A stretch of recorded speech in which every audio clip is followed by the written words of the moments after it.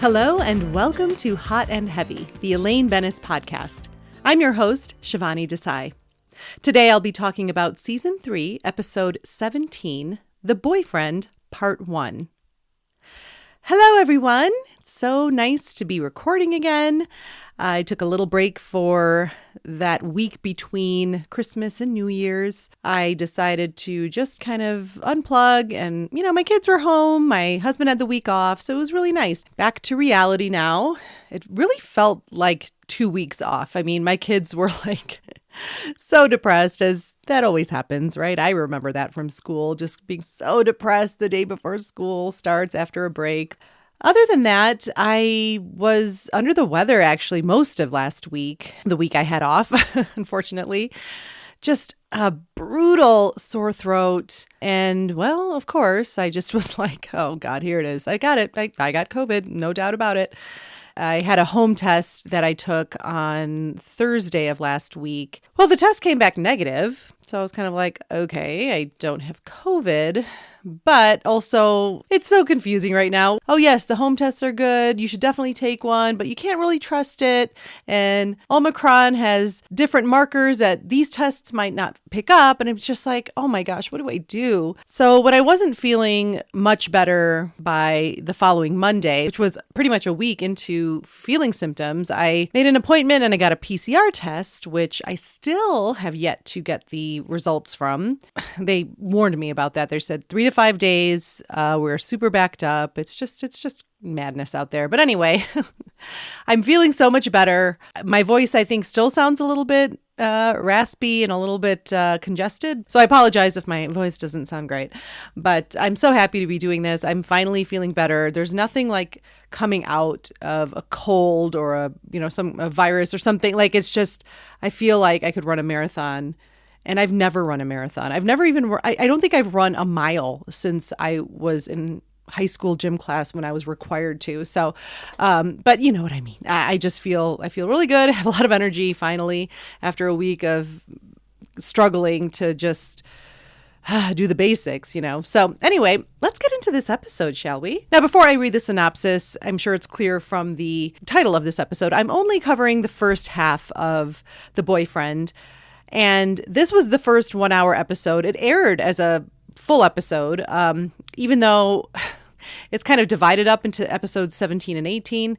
I don't know why, but anyway, I'm going to be dividing it up into part 1 and part 2 for a couple reasons. It's more manageable on my end because producing this podcast on my own is a lot of work. And so I know I can only handle, a half an hour episode at a time. And so for that reason, and then B, I don't think you guys really want to be listening to me for like an hour and a half. So I'm sparing you that torture as well. So here we go. We're going to do the first half, and the synopsis for the first half is as follows. Jerry's friendship with his baseball idol, Keith Hernandez, makes him act like the two of them are dating. Kramer and Newman despise Hernandez for having spit on them after a Mets-Phillies game, though Jerry suspects a second spitter had to be involved. Jerry gets jealous when Keith begins dating Elaine. George schemes for an unemployment extension by lying about his job interview with the fictitious Vandalay Industries. This episode was written by Larry David and Larry Levin, two Larrys. So we start out, there's no Elaine in the scene, but I'll go over it. It's the setup scene. And if you haven't listened to Hot and Heavy before, I really go in depth with the scenes that have Elaine in them. I haven't mentioned this in a while, but if there's no Elaine, I just kind of, I don't want to not talk about the scene, but I certainly won't go as in depth as I would if Elaine was actually in the scene. So with that being said, the health club in the locker room, Jerry, George, and Kramer, they're all getting ready after they had a basketball game and they're discussing it. Kramer was annoyed that he didn't get the ball enough. And George didn't even see the ball. Don't blame him because all Jerry does is dribble. I have to dribble. Whenever you get it, you shoot. You're a chucker. Ooh, George doesn't take this well. Never have Chuck, never will Chuck, no Chuck, he says. Then we get Kramer's opinion, oh, you're a chucker. After that, Kramer mentions, this is the first time they all saw each other naked. Well, Jerry didn't look. George did, but it was just a blur. And yeah, Kramer snuck a peek. Why not? And Kramer exits. He has to go meet Newman. And George points out this guy stretching in the locker room. Does this guy have to do that in here? Jerry recognizes him. It's Keith Hernandez. Then they start gushing. Oh, he's such a great ball player. I can't believe he's here. And he's a real smart guy, too. He's a Civil War buff. And Biff wants to be a buff. George really would want to be a buff. And then George mentions he is about to run out of unemployment, so he has to apply for an extension. And Jerry kind of wants to approach Keith Hernandez. And George says, come on, like he wants that. I mean, really, fans in the locker room? And Jerry says, you know what? He could come up to me. I wouldn't mind. And George really brings Jerry down to earth and saying, you're Jerry Seinfeld. You're comparing yourself to Keith Hernandez? You're making some wisecrack in some nightclub. Ooh-hoo-hoo-hoo. Then what happens? Oh, well, Keith approaches Jerry and says he doesn't want to bother him, but he's a big fan of his comedy. I really love that moment. I think that's so funny. George is really, he's having a lot of fun kind of sticking it to Jerry, but then Jerry gets vindicated when Keith is actually a fan. George can't help but be in the conversation, though. Okay, fine, Jerry, you get your attention from Keith. You guys are making friends. You might be making plans. Keith wants to see you somewhere performing. But you have something to bring up, George, and that is, with all these ball clubs flying around, don't you think there'd be a plane crash? I mean, talk about just try to push your way into a conversation where you really have nothing to contribute. And Jerry's looks back to him like, what are you doing? You're such a weirdo. So within that, Jerry and Keith make some plans to get together, and George just won't let up and says it's just a matter of time. And perfect button to the scene, Keith saying, who's this chucker? Moving on, we are at Monk's now, and Elaine and Jerry are at a booth, and Jerry's telling Elaine that, he hasn't called in 3 days. And she says, well, maybe you should call him. And he says, I can't. Well, why not? You don't understand. I don't want to be over anxious. And then Elaine spots an ashtray. Ugh, she's so grossed out. She hates cigarettes, pushes it away at the next table. Jerry is just so stressed out about this. He's not really sure what to do. And she says, I'm sorry, honey. I thought he liked me. He came over to me. I didn't go over to him. Yeah, I know. But that's it. I'm never giving my number out again. And Elaine is commiserating. And of course, just like a good friend would, she's sharing her own experiences. Sometimes I've given my number out to guys and it's taken them a month to call. Oh, yeah. Okay. Well, if he's calling in a month, he's got a prayer. She's trying to make him feel better. Well, maybe he's been out of town. Jerry's not, but nothing is really making him feel better. Too busy, pick up a phone. It takes 2 minutes. She just says, call him. I can't call from here. It's a coffee shop. And, even if he did call, he's not really sure what to say. Well, just ask him to get together, Elaine says. For what? Dinner? Yeah, she says, that's fine. Isn't that kind of a turnoff? And she just looks at him and says, Jerry, he's a guy. Well, he is all kinds of confused. The purpose of this scene, we just see how much this Keith Hernandez potential relationship is affecting Jerry. He's so stressed out. And my take, I love how the conversation between Elaine and Jerry is a parody, really, of a conversation between a couple of girlfriends talking about a guy. And of course, this is the theme of the episode, which is why it's called The Boyfriend, just how this male relationship, when it's between someone who really looks up to or admires someone else, can feel this way. And Julia Louis-Dreyfus, she's sort of the receiver of the comedy here with not much to contribute. And I have to acknowledge how strong a performance this is by Jerry Seinfeld. I think he would, to this day, admit that he wasn't the strongest actor of the four. But in this episode, he has so many great comedic moments. In fact, to jump ahead a little bit, in the commentary, Julia Louis-Dreyfus comments that in this scene in particular, this scene in Monks between the two of them, she's like, look at Jerry acting here. And Jason Alexander says too, like, yeah, this is him really coming out of his shell. And I can't help it. That moment where he's, oh, yeah, okay, yeah, he's got a prayer. And that's such a fantastic moment. Also, I love how people say they're too busy. Too busy. Pick up a phone. How could you be too busy? I'm really believing his frustration and this desperation he's feeling, the confusion. I'm believing all of it. I just wanted to mention how I think Jerry Seinfeld is so strong in this scene and really in the episode as a whole. But since we're talking about the scene, I will mention it here. The next scene, we're at the unemployment office. George had mentioned, he needs to apply for an extension because his unemployment's about to run out. He's sitting in the office of Mrs. Sokol, And she is played by Ray Allen. Ray Allen, she appeared in so many things throughout the 80s and 90s. Comedies, films of all kinds of genres. I mean, just a really strong resume. I think she's great. I always like this performance. The energy she exudes is so perfect. And when I say energy, it's an energy of being very annoyed. And I mean, it's just exactly the energy, I think, of someone working at an unemployment office. They're sort of over it. She's smoking at her desk. She doesn't care. I mean, these were the days where you could smoke at your desk. But yeah, she gives that air of exactly the person. Of course, yes. Of course she works at an unemployment office dealing with people every day, probably lying to her most of the time. And speaking of lying, that is what George is doing here. He is just lying through his teeth. He's trying to be a little bit charming. He's distracting her with weirdo impression like the I never knew what the hell he was doing here. It would make me laugh, but I'm like, what is that?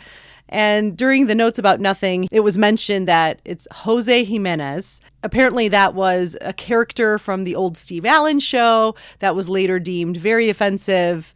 And I'm not talking about now, which, the woke culture now. It was back, I'm thinking in the 70s or 60s or 70s, it was someone's like, that's a really offensive impression of a Latin person, so let's stop it.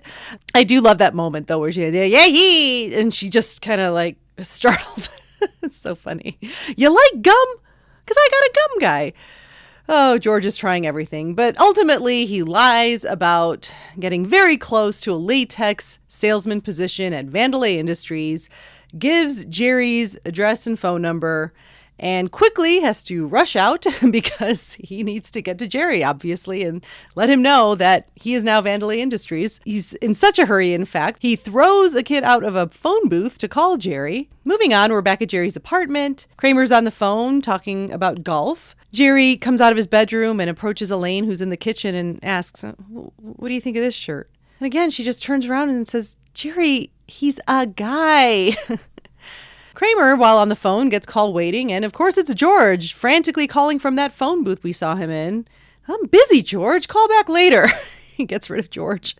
We see George freaking out and banging that phone. And, a cop comes up because that kid, rightfully so, approached a cop and said, hey, this asshole just threw me out of a phone booth. So Kramer gets off the phone and says, hey, that was Michael and Carol. They're wondering when we're going to see the baby. Oh, God, here we go. Gotta see the baby. Elaine's like, who are they? Oh, they used to live in the building, and now they won't stop bothering us about seeing a baby. And then Elaine says, well, if you wait long enough, it won't be a baby anymore, so you won't have to see it. Yeah, because it'll be all grown up. Yeah. And then Jerry asks Kramer for his opinion, and we know Kramer's not going to hold back. He just kind of bends down and really looks at it. It's too busy. And Elaine tells Jerry, look, it seems like you're trying too hard. Kramer's curious. What are you talking about? What guy? It's Keith Hernandez. Keith Hernandez? In walks Newman. Keith Hernandez? Meanwhile, we're seeing George in a cab telling this cabbie how to drive. He's just in such a hurry. He really needs to get to Jerry's apartment. And Kramer and Newman, they hate Keith Hernandez. Hate him. We despise him. Elaine doesn't know why. They tell this whole story about how Keith Hernandez spit on them. It was after a Mets-Phillies game. Keith Hernandez's error cost them the game, ruined their afternoon. So we see this entire iconic Seinfeld scene of a JFK parody. It's interspersed with the Zapruder type film, kind of halftime, slow motion, nice game, pretty boy, Kramer getting hit by the spit. I mean, it's just this entire reenactment. Well, Jerry says the immutable laws of physics contradict the whole premise of their account. So he has Kramer and Newman indulge him, and they reenact it for Elaine. Jerry says this couldn't have happened. It would have to be one magic loogie. He asks Kramer, what happened to your head when the spit hit you? Well, it kind of moved back and to the left. Say that again. Back and to the left. Back and to the left. Elaine's like, so what do you mean? The spit couldn't have come from behind. There had to have been a second spitter.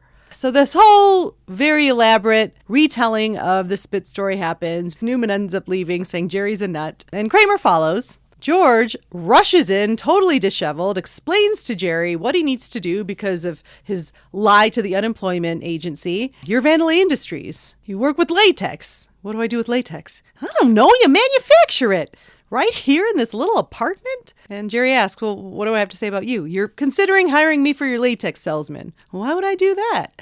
Because I asked you to. Then Keith buzzes. They have to leave. And Elaine is going with them because they're giving her a ride downtown. The purpose of this scene, just furthering the plots with Jerry and Keith and George. And we're also introducing the plot of Kramer, the whole spitting incident from the past. And my take, look, this is, of course, one of the most iconic scenes of the series. And it is really, really well done, so well written. And for Seinfeld, it was pretty rare for them to so blatantly parody something from pop culture, which they kind of made a point never to do because they wanted the show to kind of be timeless. And so, if you're constantly referring to things in the current pop culture, then 10 years down the road, it's just going to seem super dated. So that was a conscious decision, I know, on Jerry and Larry's part. However, it really works for this scene. Now, this is coming from someone who watched it real time, so it really works still for me. Now, I don't know if people were watching it for the first time now. They'd probably not know what it was from. And that film JFK was very popular at the time that this episode was made. But anyway, the risk that they took to parody something that was so much in the pop culture, it paid off. When I say risk, I'm just saying because from what I understand, and I still haven't seen JFK. Of course, I hadn't seen it back then. I was pretty young.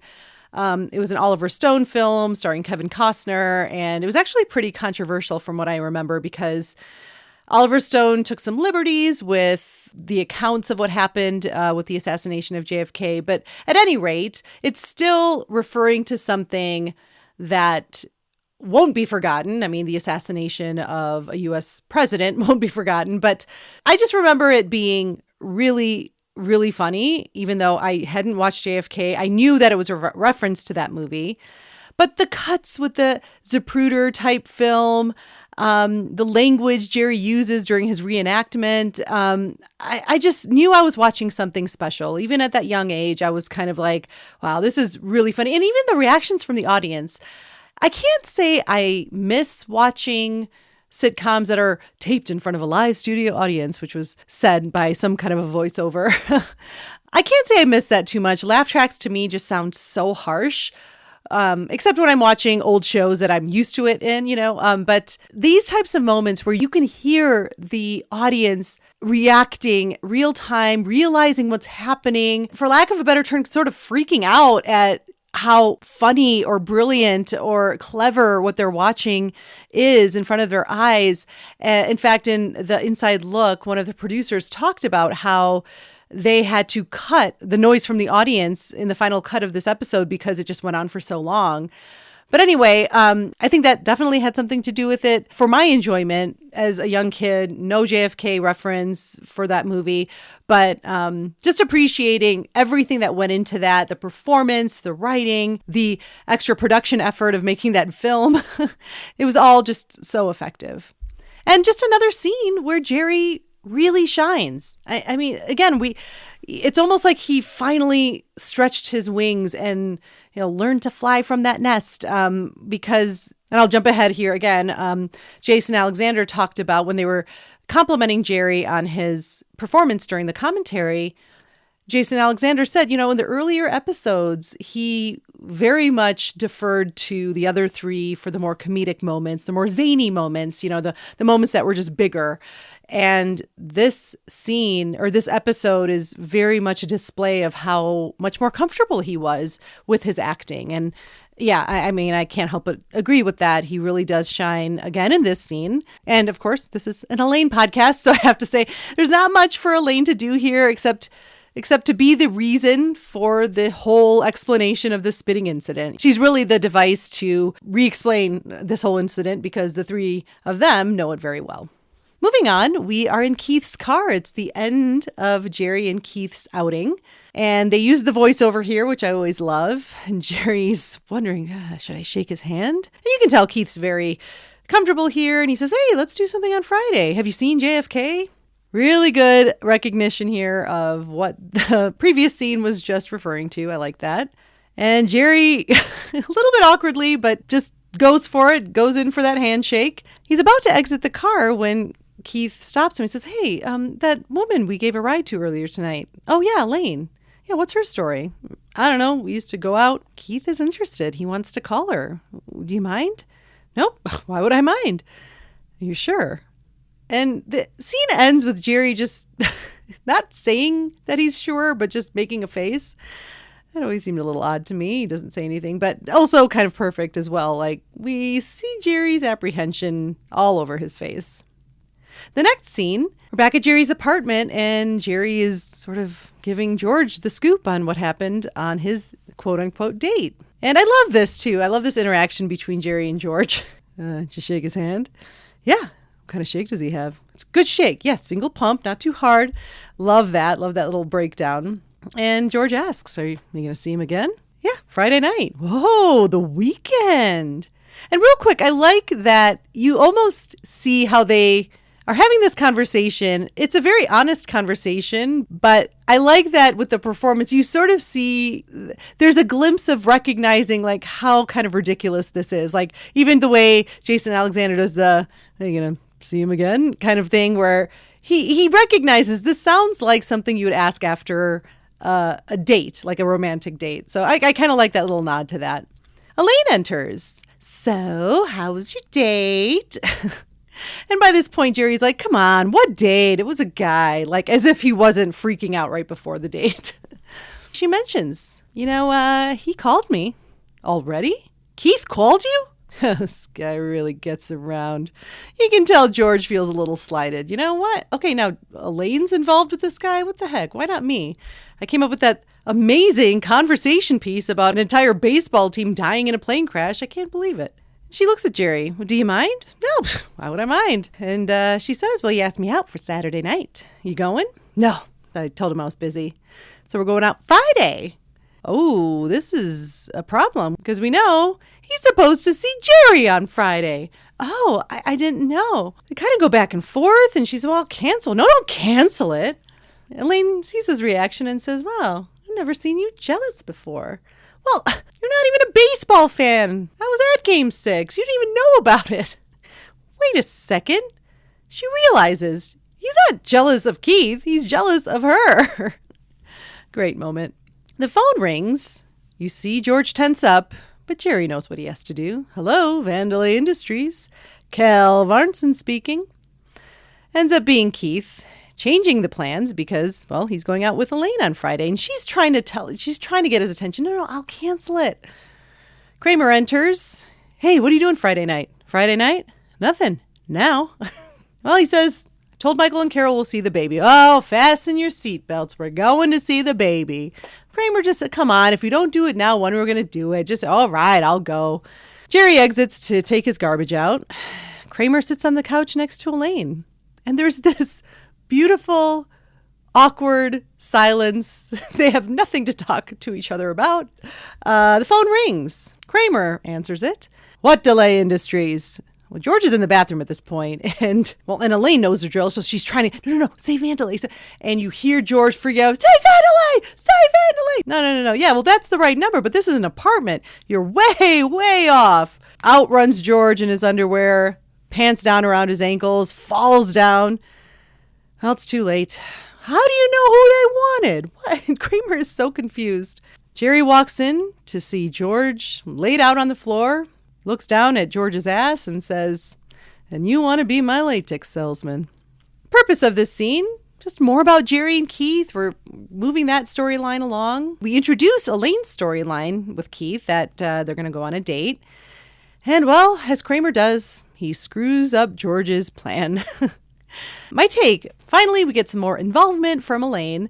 Now, this is where I'm going to cut off the episode. The scene I just went over, that's the last one of part 1. So they definitely waited to introduce Elaine's storyline. And so most of the meat of Elaine's plot happens in the second half. So again, there's not a lot of comedy here for Julia Louis-Dreyfus.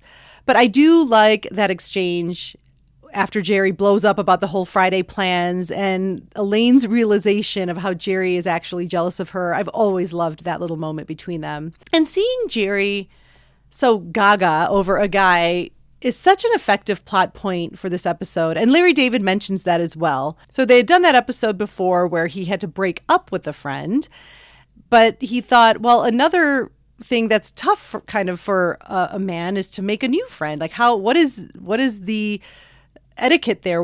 How do you go about that? But also Larry David realized that the new friend had to be someone of status for the character and in real life. A baseball player is just a godlike person to him. So I really think that is such an effective way to show this plot. I think just at the core, it's a really good premise, a man trying to make a new friend. But to really make it effective and to punch it up, I guess, to use an industry term, to punch it up for entertainment value, it had to be, in this case, a baseball player for Jerry, someone that he looks up to. All right, and I sound like a broken record, but Jerry kills it again in this scene. One of my favorite lines is the whole, Friday? Nothing. Now, as he's staring daggers at Elaine. I love that moment. And of course, we end this scene with another iconic Seinfeld moment. George coming out in his underwear, falling because his pants are around his ankles. It's funny. I mean, what more can I say? And Kramer's cluelessness, too. He's always reminded me of my dad a little bit in this moment. Because even the what delay industries, like my dad would always get something slightly wrong, like pronouncing it or just like the name of something. Like it was always slightly wrong. So that reminds me. And then just kind of the confusion of like, what are you talking about? No. It's my dad, Janak Desai, all the way. So it's always very, very funny because it's very familiar. Okay, I'm going to take a quick break and I will see you on the other side. It's tough out there. Finding that ideal job can be tricky, especially when you're not even looking. But you'll eventually get around to looking when your money runs out and you're back living with your parents. Now, if your resume isn't very impressive, don't worry. We at Phony Firms will help you fake it till you make it. Phony Firms provides a service of deceit, so you can get that foot in the door you so deserve, kind of. When you get to the past experience portion of the job application, visit our website, phonyfirms.lie, to choose from hundreds of fake companies that cover every area of business. Each phony firm has a bogus website chock full of impressive fake details. We at Phony Firms also have operators standing by to answer a potential employer's call and give you a glowing recommendation. Johnny Dosey? Oh yeah, he increased profits by $400 billion when he was here at JoJo's Logistics.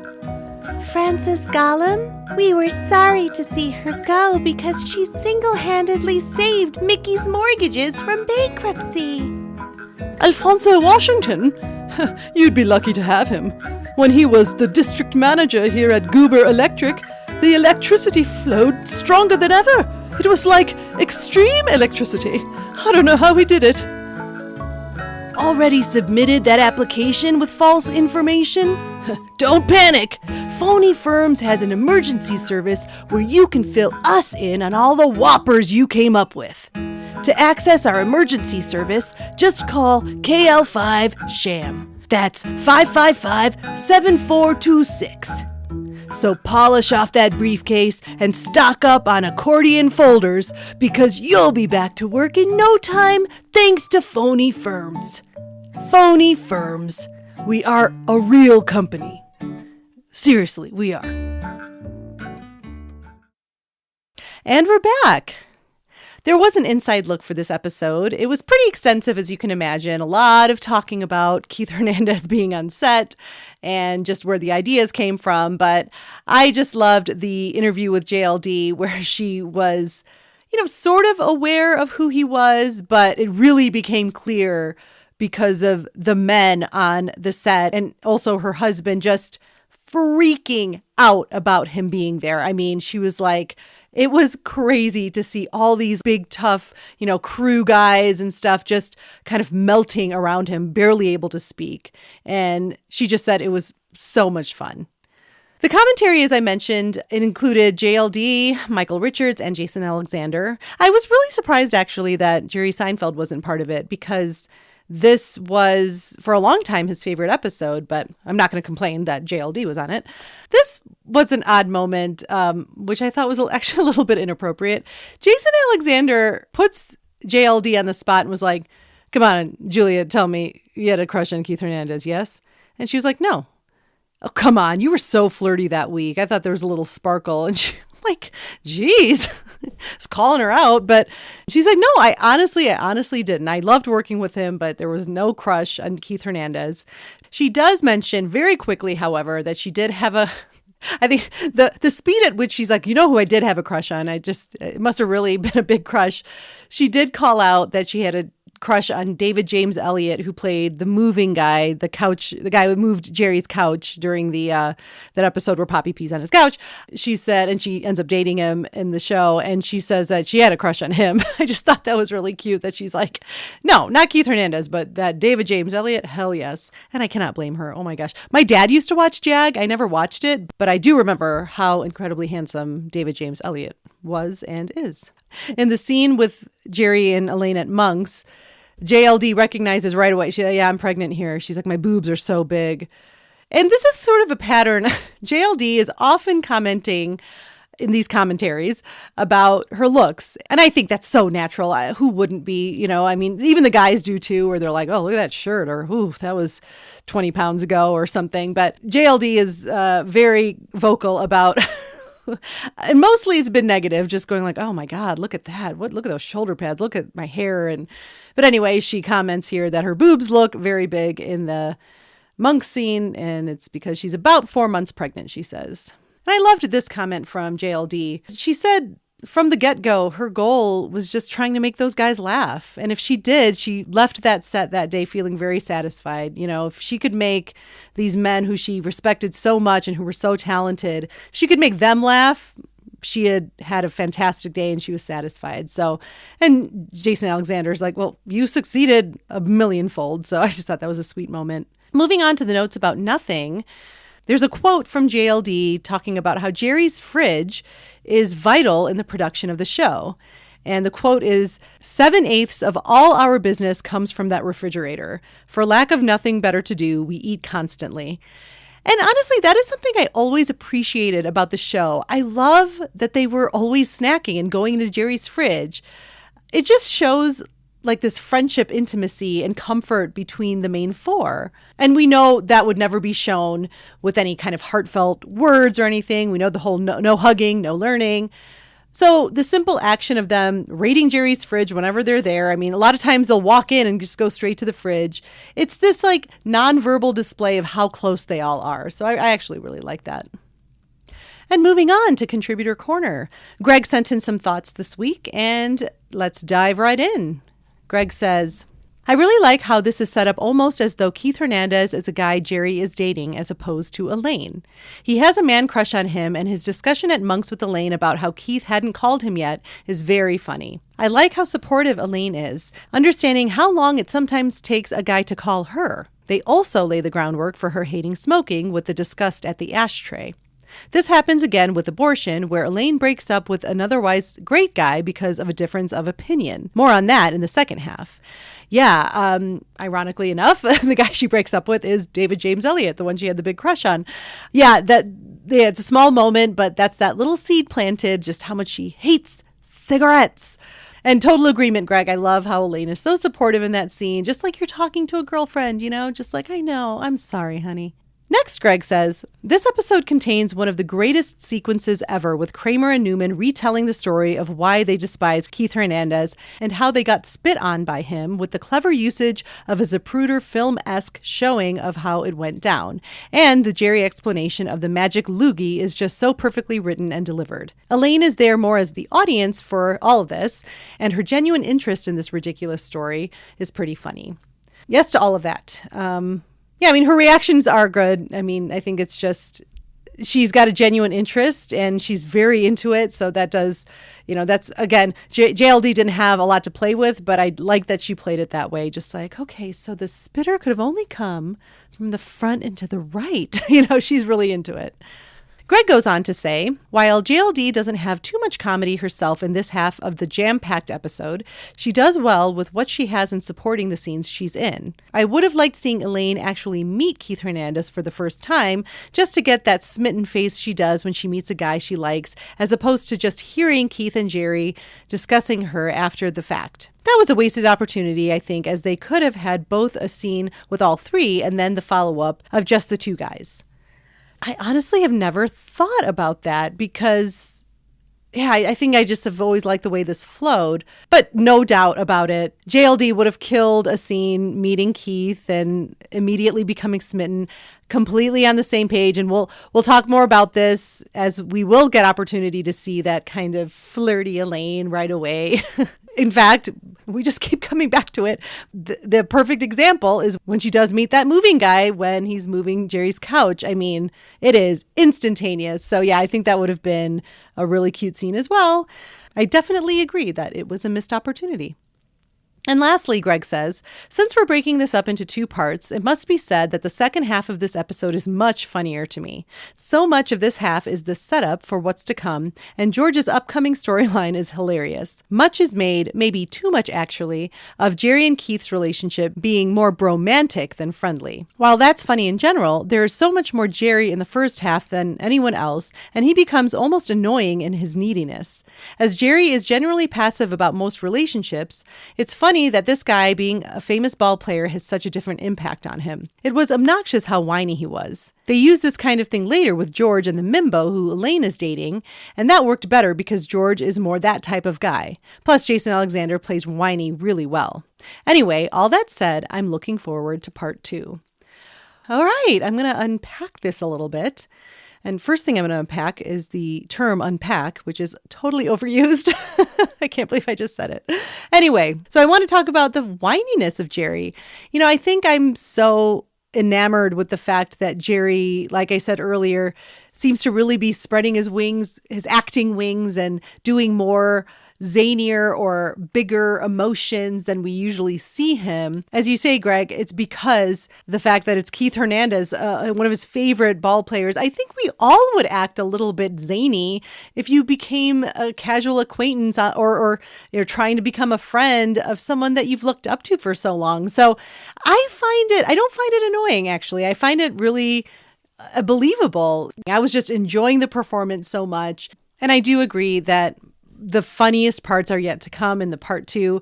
It was funny. After I made the decision to break this up into a 2-parter, I was like, am I going to have a lot to talk about? But I'm like, you know what? It's fine. Again, for the reasons I said earlier, I don't want this to become such an overwhelming episode for me. And then also for you, dear listener, to keep listening to my raspy, congested voice for too long. And yes, Greg, I too am looking forward to part 2. 222. Thank you so much for your thoughts, Greg. And if you would like to become a contributor to Hot and Heavy, please email me at elainepodcast@gmail.com. That's elainepodcast@gmail.com. My favorite Elaine moment. Well, as we said, she doesn't have a ton in this episode to play with. Most of her comedy and fantastic performance will come later in the second half. But I do like, if I have to pick one, I do love the moment of the, wait a second, wait a minute. You jealous of him or you jealous of me? I like that part a lot. She goes from being like kind of flattered that, oh, I've never seen you jealous before. And then going, wait a second. I love that. And my final notes. I mean, this is such a strong episode right out the gate.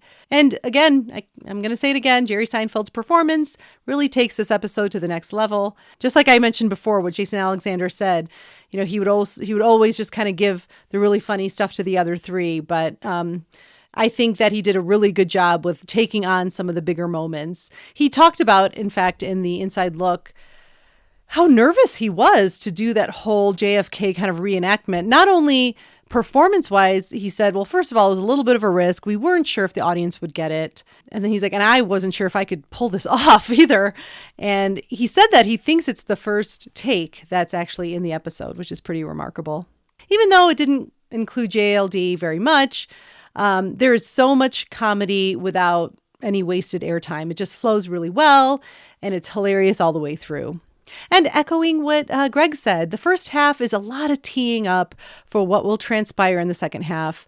But even on its own, there are so many solid moments. I mean, comparing how this male relationship can parallel a romantic one, but with just different elements, a handshake versus a kiss. It's so genius, and it's so Larry David. And I think that's all I can say about The Boyfriend Part 1. I'm really looking forward to covering The Boyfriend Part 2.